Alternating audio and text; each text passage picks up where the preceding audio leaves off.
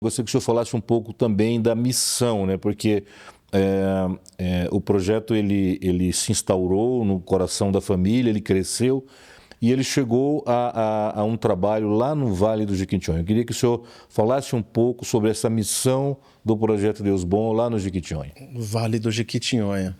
Eu falo que foi o melhor presente que Deus me deu em toda a minha vida.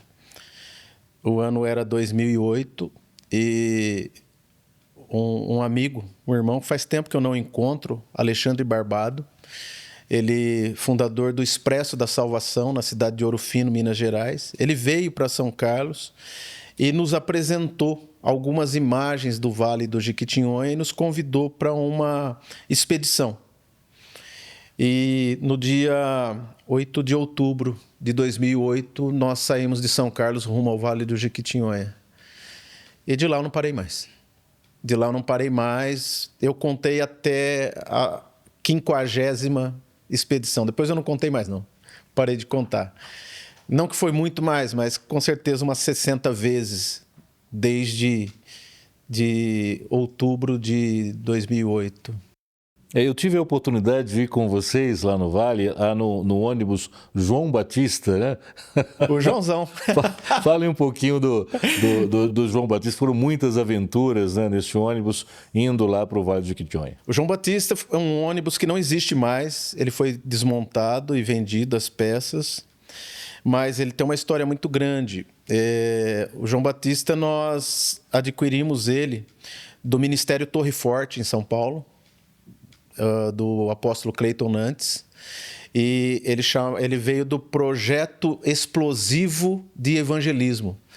Foi à Bolívia, algumas vezes no Acre, rodou o Brasil todo, norte, sul, nordeste. E depois o João Batista veio para a nossa mão em 2011 e ficou conosco até 2022, eu acho, 21.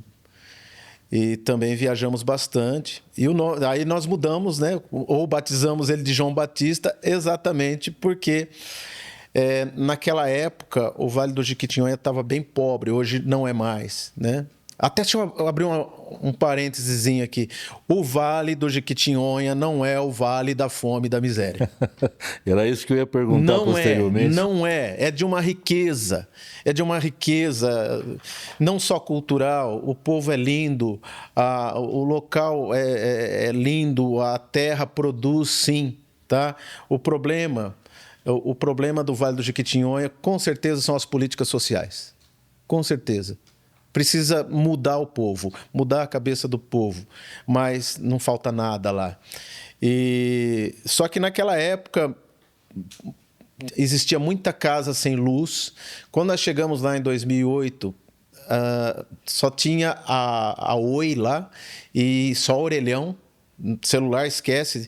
O celular só pegava em Diamantina, 270 quilômetros distante de lá. Os últimos 40 quilômetros não tinha asfalto, era terra, que a gente fazia em 2h30. Já chegamos a fazer em 4 horas, porque na época de chuva não dava para andar com ônibus.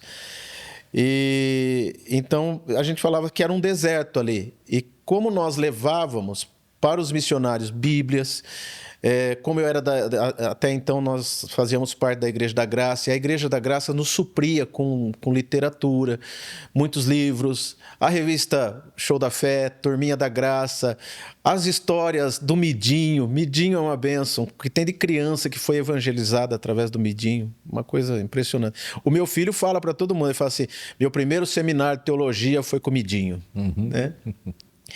E a gente levava tudo isso, levávamos cestas básicas, primeiro para a família do missionário e depois ele que distribuía. Nós não distribuíamos, nós entregávamos para ele conforme a necessidade do povo que ele apacentava ali, do povo que ele assistia, né?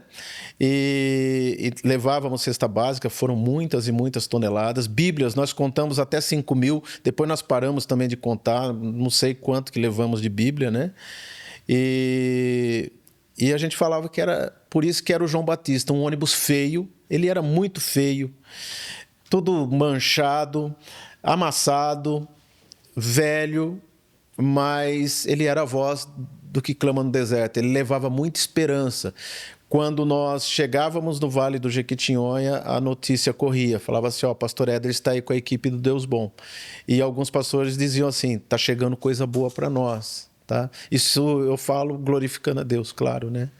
Mas era isso que acontecia. Então, por isso que ele chamava-se João Batista, porque era a voz do que clama no deserto.